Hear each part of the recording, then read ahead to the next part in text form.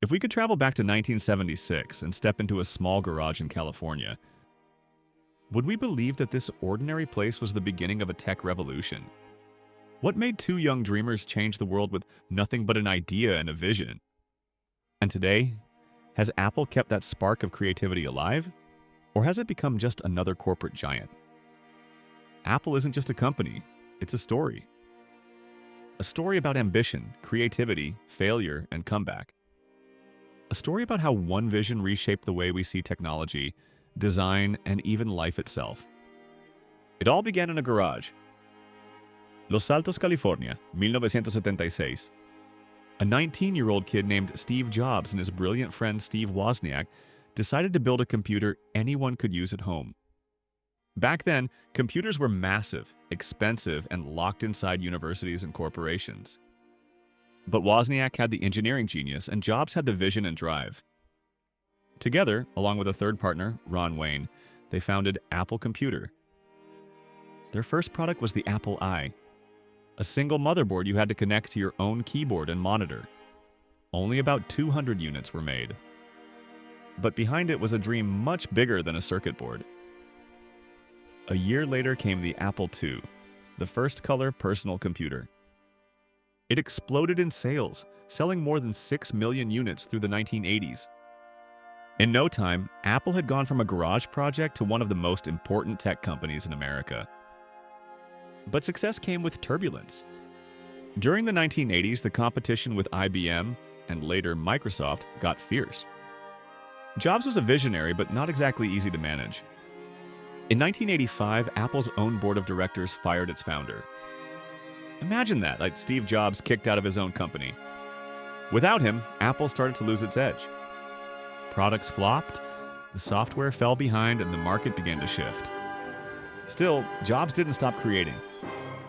He launched a new company called Next, focused on advanced computing. And then he made a little purchase, a small animation studio called Pixar. Yes, the same Pixar that later gave us Toy Story and changed film forever. By 1997, Apple was nearly bankrupt. That's when they brought Jobs back.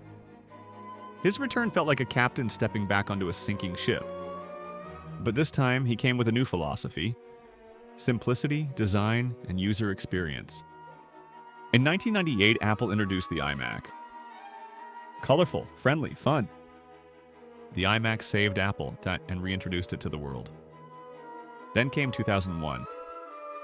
A tiny white box would redefine music forever: the iPod.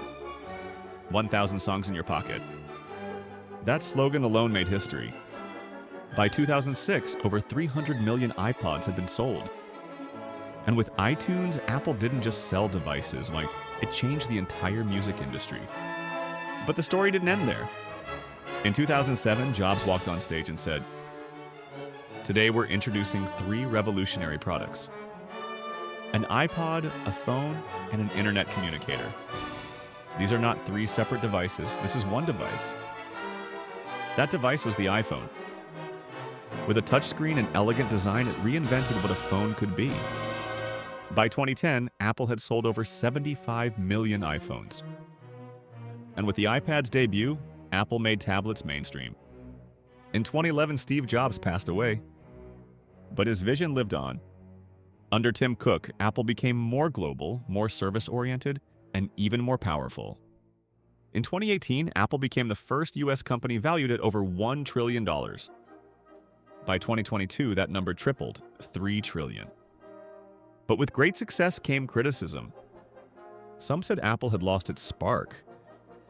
That new products looked the same, prices went up, and innovation was slowing down. Yet, Apple kept pushing boundaries. In 2023, it unveiled the Apple Vision Pro, a mix of augmented and virtual reality. And now, in 2025, with the iPhone 17 and the powerful M4 chips, Apple is diving deep into AI, health tech, and mixed reality. Over 1.5 billion Apple devices are active worldwide. Every second, people are snapping photos with iPhones, working on Macs, tracking their heart rate with Apple Watch. Apple isn't just a brand anymore. It's an ecosystem, a digital lifestyle. But such power raises new questions. Has the company that once challenged the giants become a giant itself? Can Apple still bring back that wow feeling we used to have? On one hand, Apple represents creativity, from garage projects to futuristic headsets. On the other, it shows how deeply technology can shape our lives. Over 85% of young Americans own at least one Apple product. And Apple is now one of the most profitable companies in human history, earning over $100 billion in net profit in 2024 alone. At the same time, it faces criticism for labor conditions, high prices, and limited repair rights. Still, whenever Apple announces a new product, millions around the world stop and watch, wondering, what's next? Maybe that's the secret, combining technology with emotion. Jobs once said technology alone is not enough. It must be married with the humanities and the arts. And maybe that's why every new iPhone launch still feels like a moment. Apple proved that design and experience can be as powerful as hardware. From the smooth metal of a MacBook to the gentle animation of an iPhone unlock, everything is built to make us feel something. But what about the future?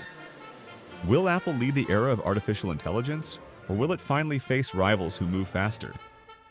Apple has always waited for technology to be ready for humans. Not just ready for the market. Maybe soon we won't just use Apple products, we'll live with them. Maybe the next iPhone won't just be a device, but a smart companion that understands us better than we do ourselves. But one question remains: do we still control this relationship? Or is Apple quietly shaping the world around us? No one knows for sure, but one thing's clear: the story of Apple isn't over. And maybe its best chapter is yet to come. So tell me, where do you think Apple's future will take us next?